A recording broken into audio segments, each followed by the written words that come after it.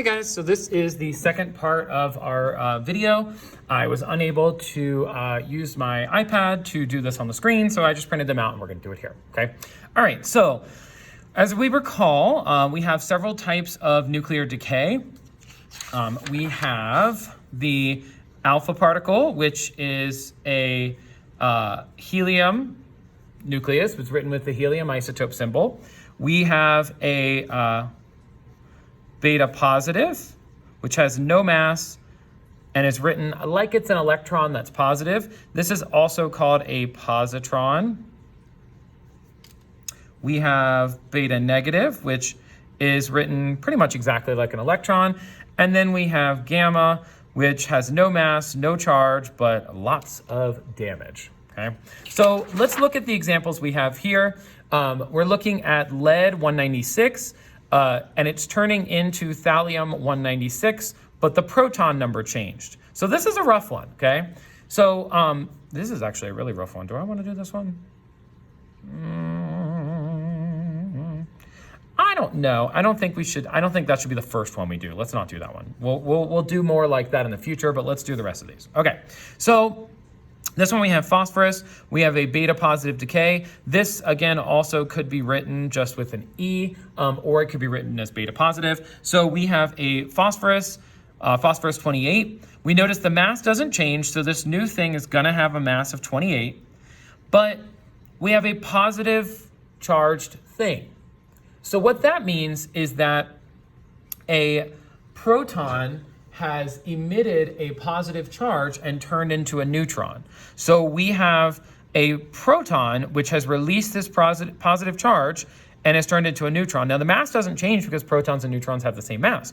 But if I was at 15 protons, I've now changed a proton into a neutron. I should be at 14 neutrons. So instead of this being phosphorus, it is now silicon. In the next one, we see radium 226, the mass goes down by 4. The proton number went down by 2. So this is an alpha particle. Helium. So the missing amount of mass is 4. The missing protons are 2. So the decay particle is an alpha particle here. Zinc, we notice that nothing changes. So if the mass didn't change and the proton number didn't change, that means that neither of them changed, and the only thing that matches 0, 0 is a gamma particle. All right, so we're gonna do more practice with that on Monday, so don't stress out if you're like, if you understand C and D, great. If the betas are stressing you out, that's okay, we'll get to those, okay? All right, so we're gonna be doing average atomic mass now. So like we said, average atomic mass is calculated by taking mass of isotope number 1 times its decimal abundance plus, and then you repeat that for however many isotopes you have. So both of these percent abundances, I need to get them into decimals, so this would be 0.9890. This one would be 0.0110. And so the way I'm going to calculate that, the average atomic mass for carbon is going to be 12.000 times 0.9890 plus 13.003 times 0.0110. Okay? So I'm going to put these in my calculator. If I move my calculator over here, you might actually be able to see it. Let's see if we can zoom in a little bit. Whoop. Oh, too far. Okay. All right.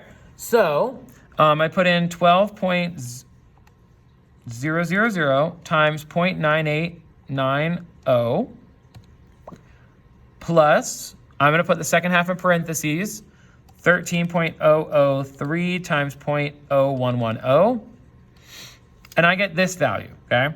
Now looking here, the numbers I was working with, the masses were 5 sig figs, so this would be 5, 5, this one was 4, this one's 3, so I'll probably go with 3.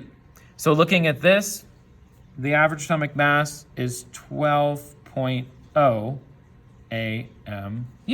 So AMUs is atomic mass unit. And in our first video for this section, we saw that that is essentially the mass of a proton or a mass of an electron, or no, lies, mass of a proton or the mass of a neutron. So the average atomic mass of carbon is 12.0 or 12.01 if we were to go for sig figs. Oh, you can't even see that. Oh, that's a little too bright. Is it better over here? It's bad everywhere, whatever. All right, let's look at the next two practice problems. So this one says naturally occurring chlorine consists of 75% chlorine 35, 25% chlorine 37. Find the average atomic mass. All right. So we take the first mass, 35, times the decimal abundance. So we move that decimal twice because we get it out of percent, 0.7500, plus 37 times, same thing, 0.2500. Okay, so I'm going to put this all into my calculator at once. 35 times 0.7500, that in parentheses, plus 37 times 0.2500, close parentheses, and I get 35.5 AMUs.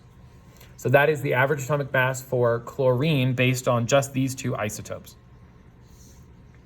Down at the bottom, we have a random isotope A occurring 70% of the time with this mass, and then isotope B occurs 30% of the time with this mass. So the way we calculate that, I use my first mass, 13.0 times decimal abundance, 0.700. We'll go back in a second. Plus the second one, which is 15.0 times 0.300. So 13 times 0.700, 13 times 0.700, plus 15 times 0.300. I get an average atomic mass of 13.6. I check my sig figs and that is fine. 3 sig figs AMUs. Up here, I did notice that technically we were working with 2 sig figs here, so we should have this at 36 AMUs. Typically, we don't round these very often with sig figs, but I just wanted to do it so that we know that it's correct. It's correct, and these are good, okay? So, continue with the rest of the practice problems in this packet, and then we are going to we're going to go over these practice problems on Friday, and then over the weekend, you'll do the average atomic mass practice. Next week, we'll spend some time on nuclear decay. All right, bye.